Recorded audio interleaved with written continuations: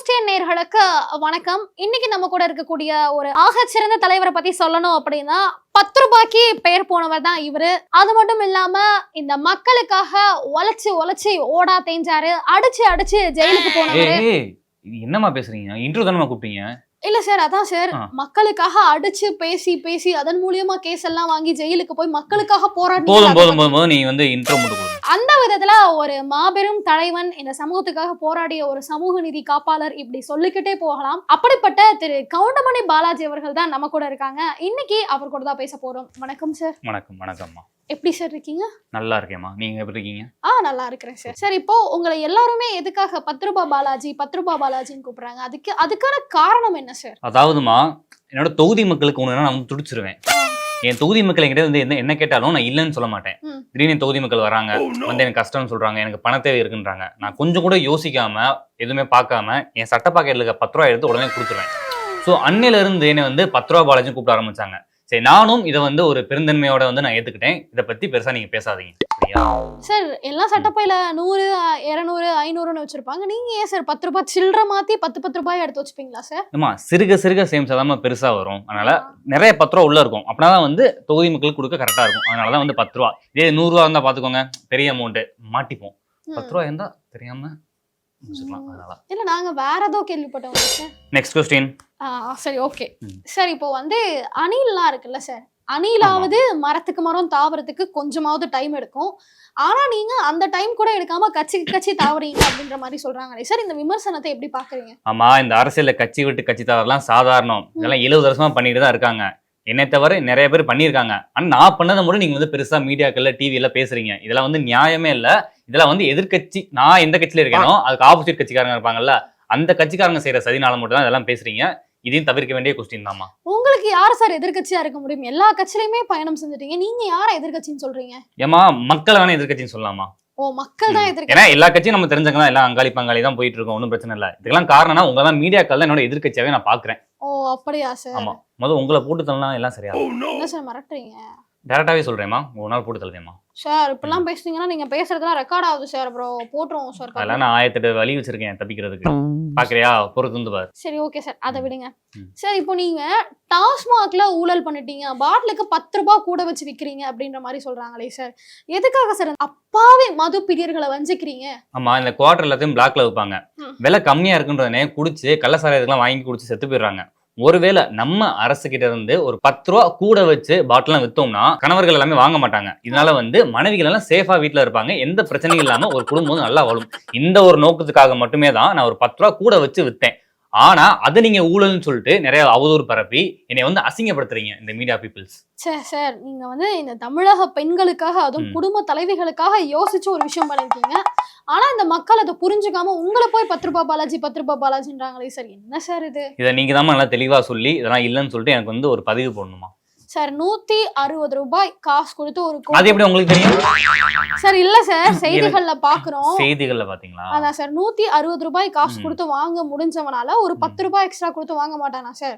ஒண்ணு நீங்க 200 ரூபாய் 300 ரூபாய் கூட வச்சு வித்தீங்கன்னா வாங்க மாட்டான். அதை விட்டு 10 ரூபாய் கூட வச்சு வித்து அவன் வாங்க மாட்டான். அவன் குடும்பம் நல்லா இருக்கும், குழந்தை நல்லா இருக்கும், குட்டி நல்லா இருக்கும்னா என்ன சார் நியாயம்? நீ ரொம்ப பாயிண்டா பேசுற. நீலாம் சரிப்பட்டு வர மாட்டேன், நான் கிளம்புறேன். அடுத்த கேஸ்ட் போறேன் சார். என்ன சார்? சார், காசு கொடுத்து தானே சார் இன்டர்வியூ கூப்பிட்டுருக்கோம். என்ன சார் இப்படி பாதியில கிளம்புறீங்க? அப்புறம் காசு கொடுக்க மாட்டோம். சரி, நான் வேணும் 10 ரூபா கூட எக்ஸ்ட்ரா கூட தரேன். வேற கேள்வி கேளு. இந்த கேள்வி ஸ்கிப் பண்ணிரலாம். சரி, ஓகே. அந்த 10 ரூபா தானே இந்தா. அடுத்த क्वेश्चन. சரி, ஓகே சார். இப்போ அடுத்த क्वेश्चन என்ன அப்படின்னா, இப்போ அதிகமா வந்து கரண்ட் கட் ஆகுது, இதுக்கு என்ன காரணம் சார்? அம்மா, இது வந்து பல வருஷமாவே என்கிட்ட கேட்டுட்டு இருக்காங்க. ஆக்சுவலா தமிழ்நாட்டில் என்ன நடக்குதுன்னா, உங்களுக்கே தெரியும், உங்க வீட்டு பக்கத்துல நிறைய மின் கம்பிகள் இருக்கும். நிறைய வயர் வந்து ஒரு ஏரியா டு இன்னொரு தெருக்கு வந்து மாறும், தெரு டு இன்னொரு தெருக்கு மாறும். நம்ம மாறும்போது நிறைய அணில் குஞ்சுகள் இருக்குல்ல, அணில்கள், ஸ்குரில், இதெல்லாம் வந்து வயர் மேலே ஏறி கடிச்சு விட்டுருது. இதனாலதான் மின் துண்டிப்பு அடிக்கடி ஏற்படுது. ஆனா இது வந்து என்ன சொல்றாங்கன்னா, அவங்க தான் மீடியா பீப்புள்ஸ், அரசு தான் சரியில்லை, நான் தான் சரியில்லை, நான் தான் மின் கட்டணத்துல ஊழல் பண்றேன்னு சொல்றாங்க. இதுக்கான உண்மையான காரணம் அணில்கள் தான். அது எப்படி சார் அணில் கரெக்டா இந்த கரண்ட் ஒயரை மட்டுமே கிடைக்கும்? அணில் கரண்ட் ஒயரை கிடைச்சா அணில் செத்து போயிடாதா சார்? செத்து போக மாட்டேங்குதேமா, ஏன்னா நம்மளோட கரண்ட் அப்படி அந்த லெவல்ல இருக்கு. ஓ, அண்ணிலே சாகாத அளவுக்கு தான் கரண்ட் கொடுக்குறீங்க, லோ வோல்டேஜா. ஆமாமா, அதுல வந்து 10 ரூபாய்க்கு பதிலா இதுல வந்து 10 யூனிட் கம்மி பண்றோம், அவ்வளவுதான். ஓ, எப்படி சார் அப்புறம் மக்கள் எல்லாம் மகிழ்ச்சியா இருப்பாங்க? ஆமா, இப்ப குளிர்காலம் வருது, குளிர்காலத்துல ஃபேனே தேவைப்படாது. அப்புறம் எதுக்கு மின் கட்டணம், எதுக்கு மின்சாரம்? ஃபேன் எல்லாமே நல்லா குளுக்குன்னு. சென்னையில் நேற்று கூட மழை பெஞ்சுச்சு, எல்லாம் ஜாலியாக தான் இருந்தாங்க. எங்க வீட்டில் கூட இந்த கரண்ட் இல்லை, நல்லா ஃபேன் போடாம தூங்குனேன். மின்சாரம் தேவைப்படல. அந்த மின்சாரம் நான் சேர்த்து வைக்கிறேன்மா, சேர்த்து வச்சு ஃபியூச்சர்ல நமக்கு வந்து ஹெல்ப்ஃபுல்லா இருக்கும். அதனால சார் உங்க வீட்ல கரண்ட் இல்ல, நீங்க மகிழ்ச்சியா தூங்குனீங்க, நாங்கெல்லாம் தூங்க முடியல சார். கொசு புடுங்குது சார். நீங்களாவது கொசுவலை கட்ட நிம்மதியா தூங்குவீங்க, நாங்க என்ன சார் பண்றது? சொரிஞ்சுக்கினே உட்காந்துருக்கோமா சார்? அதுக்கு நீங்க வந்து சுகாதாரத்துறை அமைச்சராமா கேட்கணும். ஓ, இது என் டிபார்ட்மெண்ட் இல்லமா. ஓ, உங்க டிபார்ட்மெண்ட்ல ஏதாவது டவுட் கேட்டா கிழிச்சிருவீங்கல்ல சார்? கிழிச்சிடலாமா? சரி, ஓகே சார். இப்போ நீங்க வந்து உங்க தலைவரை பத்தி சொல்லுங்க சார். நம்ம தமிழ்நாட்டு மக்களுக்கு உழைப்பா உழைச்சு தன்னோட வந்து அரசியல் அனுபவத்தையே கொடுத்து ஒரு நல்லாட்சி புரியறவர் எங்களோட தளபதி மட்டும்தான்மா. ஆமா சார், மக்கள் எல்லாருமே கூட 2026ல ஒரு மாற்றம் வரும், அது தளபதி தான் வரணும். தளபதியோட படத்திலே நம்ம பார்த்திருக்கோம், நல்ல மாசா டைலாக் எல்லாம் பேசுவாரு, ஒரு விரல் புரட்சி எல்லாம் பண்ணாருல. தளபதி ரஜினி நடிச்ச படம் தானே? இல்ல சார், தளபதி விஜய் சார். விஜய் அம்மா, நான் அணில பத்தி எல்லாம் பேசல, நான் எங்களோட தளபதியை பத்தி பேசுறேன் சார். தளபதினா இளைய தளபதி விஜய் தான் அப்படின்றது ஊருக்கே தெரியுமே சார். அம்மா, அவர்லாம் வந்து இப்ப வந்தவர், அவருக்கு அரசியல் அனுபவம் எதுவுமே கிடையாது. டான்ஸ் ஆடி இருப்பாரு, டைலாக் பேசியிருப்பாரு, ஆனா அரசியல் அனுபவம் இல்லம்மா. எத்தனையோ பேரு கட்சியோட தலைவரா இருந்தாலும் போட்டிட்டு இருக்காங்க, ஆனா எங்கட தோத்து போயிருக்காங்க. அதே மாதிரிதான் இவரும் தோத்து போவாரு. 2026லயும் எங்க தளபதி தான் இந்த தமிழ்நாட்டோட தலை விதியே மாத்துவாரு. ஓ சார், தளபதின்றது விஜய் மட்டும் தான் சார். நீங்க என்ன சொன்னாலும் உங்க தலைவர் எல்லாம் தளபதி ஆகவே முடியாது. நீ என்ன அணிலா சார்? அப்பெல்லாம் இல்ல சார், நான் ஒரு சக மக்கள். சக மக்களா? ஆமா சார். சரி, ஓகே. உங்க கொள்கை என்ன சார்? உங்க கட்சியோட கொள்கை என்ன சார்? சமூக நீதி தாமா, எல்லாத்துக்குமே ஈக்குவல், எல்லாமே ஈக்குவலா கொண்டு போய் சேரணுமா. அப்படியா சார்? ஆனா உங்க கட்சிக்குள்ள இருக்கவங்களே சாதியை வச்சு சண்டை போட்டுக்கிறாங்க, ஆணவ கொலை எல்லாம் பண்றாங்க, அதை போய் உங்க தலைவர் பார்க்க மாட்டேன்றாரு. பெருசா இவங்களுமே சாதிக்க சப்போர்ட் பண்ற மாதிரி தானே சார் தெரியுது? ஆமா, இதெல்லாம் வந்து எதிர்கட்சிக்காரங்க பண்ற சதிகள் மட்டுமே தவிர எங்க கட்சியில எந்த ஒரு பாகுபாடும் பார்க்க மாட்டோம். சிறுபான்மையில இருந்து பெரும்பான்மை வரைக்கும் நாங்க எல்லாம் ஈக்குவலா நாங்க வந்து ட்ரீட் பண்ணுவோம். இதுதான் எங்களோட கட்சி கொள்கையும். நீ சொல்றதெல்லாம் பொய், தப்பு, இதுமே பண்ணாத சார். அது எப்படி சார் எல்லாத்தையுமே பொய்யா சொல்ல முடியுமா ஒருத்தவங்களால? நீங்க பண்றதானே சார் லிஸ்ட் போட்டு காட்டிட்டு இருக்கோம். அதெல்லாம் எல்லாமே சொல்றது போய் தான். எங்களோட தளபதி கூட வந்து எந்த ஒரு ஏற்றத்தாலும் இல்லாம எல்லா கூடயும் டீ குடிப்பாரு, வடை சாப்பிடுவாரு, நல்லா பேசி பழகுவாரு. இதெல்லாம் நீங்க பார்த்தது இல்ல சார்? நீங்க யாரும் துப்புரவு பணியாளர்கள் தானே சொல்றீங்க? அவங்களும் மனுஷங்க தானே சார்? என்னமோ அவங்க கூட டீ குடிச்சது, அவங்க கூட வடை சாப்பிட்டதுல என்னமோ நிலாவுக்கு போய் வடை சுட்டு வந்த மாதிரி பெருமையா பேசிட்டு இருக்கோம். இதெல்லாம் எவ்வளவு பெரிய விஷயம் உங்களுக்கு தெரியுமாமா? எவ்வளவு பெரிய விஷயம் சார், சொல்லுங்க சார். இதெல்லாம் பெரிய விஷயம். ஈக்குவலா நாங்க ட்ரீட் பண்றோம். முதலமைச்சர்ன்ற ஒரு கேடர்ல இல்லாம ஈக்குவல் மனுஷங்கள் கூட வந்து நாங்க வந்து பழகுறோம். இதெல்லாம் வந்து சொல்ல விரும்புறோம். ஆனா உங்களெல்லாம் மீடியாக்கள் வந்து வேற மாதிரி திரிக்கிறீங்க, அவ்வளவுதான் சார். நீங்க பேசுறதே எப்படி இருக்குன்னா, அவங்க எல்லாம் தீண்ட தகாதவர்கள், அவங்களையும் நாங்க சமமா பாக்குறோம் அப்படின்ற. நான் சொன்னேனா தீண்ட தகாதவர்கள்? நான் சொன்னேனா? நீங்க அப்படிதானே சார் பேசுறீங்க. அவங்க கூட போனோம், அவங்க கூடயே சாப்பிட்டாங்க, அவங்க கூடயும் போய் டீ குடிச்சாரு, அவங்க கூடயும் வடை சாப்பிட்டாருன்னா என்ன அர்த்தம்? அவங்கன்னா என்ன? அவங்களும் நம்மளோட மக்கள் தான். அவ்வளவுதான், முடிஞ்சு சார். நல்லா மலுப்புறீங்க சார். ஆனா சார், அது மட்டும் இல்லாம நீங்க வேலை வாங்கி தரேன் அப்படின்னு சொல்லி அதுல வேற கொஞ்சம் காசு அடிச்சீங்கன்ற மாதிரி சொல்றாங்களே சார். ஒரு ஆதாரம் இருக்கா? இருக்கு சார். என்ன ஆதாரம் காட்டுங்க சார். நிறைய நியூஸ்ல எல்லாம் வந்து சார், நாங்களே அதை நியூஸ்ல 1000 போடுவாங்கம்மா. நிஜத்துல என்ன வேணும் அதை பேசுங்க சார். நீங்க உங்ககிட்ட காசு கொடுத்தாருல சார் ஒரு இளைஞர், அந்த இளைஞரே எங்ககிட்ட வந்து பேசினாரு சார். அப்படி பார்க்க சொல்லியாச்சு. என்ன சார் போட்டது? ஒண்ணுமில்ல. வந்தாரா? வந்தாரு சார். ஆமா, அவன் சின்ன பையன், அவன் என்கிட்ட வேலை கேட்டு வந்தான். நானும் ஹெல்ப் பண்ணுவேன்னு சொல்லிட்டு என்னோட ஃப்ரெண்ட்ஸ் கிட்ட எல்லாம் ரெஃபரன்ஸ் கொடுத்தேன். அதை அவன் தப்பா புரிஞ்சுக்கிட்டு என் மேல தனிப்பட்ட கோவத்தினால என்ன வந்து பழி வாங்குறான். அவன் சொன்னது எல்லாமே பொய் வாக்குறுதி, பொய் புகார், எல்லாமே பொய் தான். வாக்குறுதி நீங்க கொடுக்கறதா சார் பொய் வாக்குறுதி? அந்த பையன் ஆமா, நாங்க பொய் வாக்குறுதி எல்லாம் கொடுக்கறது இல்ல. நாங்க வாக்குறுதி கொடுப்போம், ஆனா அது நிறைவேற்றுமான்றது எங்களோட தளபதி கிட்ட தான்.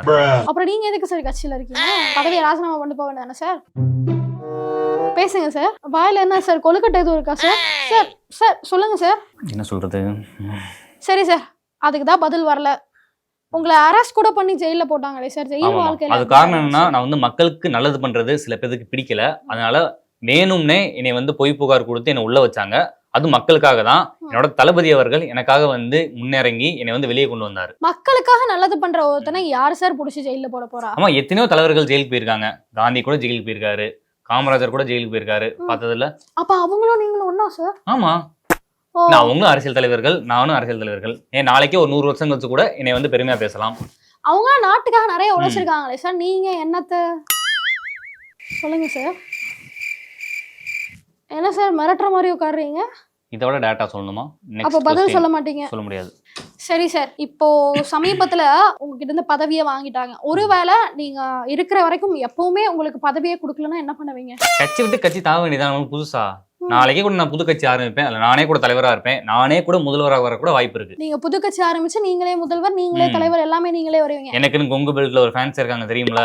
யார் சார் அந்த ஃபேன்ஸ்? மக்கள் தான். ஒவ்வொரு தொகுதியிலும் இறங்கி நான் வேலை பார்த்திருக்கேன். என்ன வேலை சார் பாத்தீங்க? இவ்வளவு பேசணும், அந்த வேலை தான். என்னது அப்படியா? Okay okay okay sir. என்னமா கீழ இந்த அமலாக்கத்துறை வண்டியெல்லாம் நிக்குதா சார்? வந்துட்டாங்களா? கீழ வண்டி நின்னுட்டு இருக்குன்ற மாதிரி இப்பதான் சொன்னாங்க. இப்ப பாருமா. ஐயோ அம்மா, நெஞ்சு வலிக்குது, என்னால முடியல சார். என்னாச்சு சார்? நெஞ்சு வலிக்குது. ஐயோ சார், இவ்வளவு நேரம் நல்லா தானே சார் பேசிட்டு இருந்தீங்க? இனிமேல் அப்படிதான் பண்ணி ஆகணும், ஒரு வழி இல்ல. ஐயோ நெஞ்சு வலிக்குது சார். கிட்ட வந்துட்டாங்களா சார்? ஐயோ அம்மா, என்னால முடியல, காப்பாத்துங்க.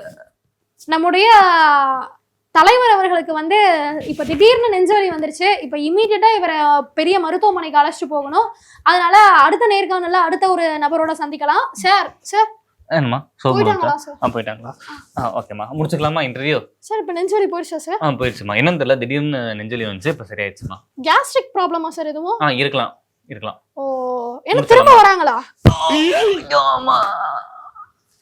நடிகர் திலகம் சிவாஜி கணேசனுக்கு பட்டம் கொடுத்தது பதிலா தலைவருக்கு கொடுக்கலாம் நினைக்கிறேன். நடிப்பால துடிக்கிறாரு. சரி, நம்ம இவரை ஹாஸ்பிட்டல் அட்மிட் பண்ணிட்டு நாளைக்கு பார்க்கலாம்.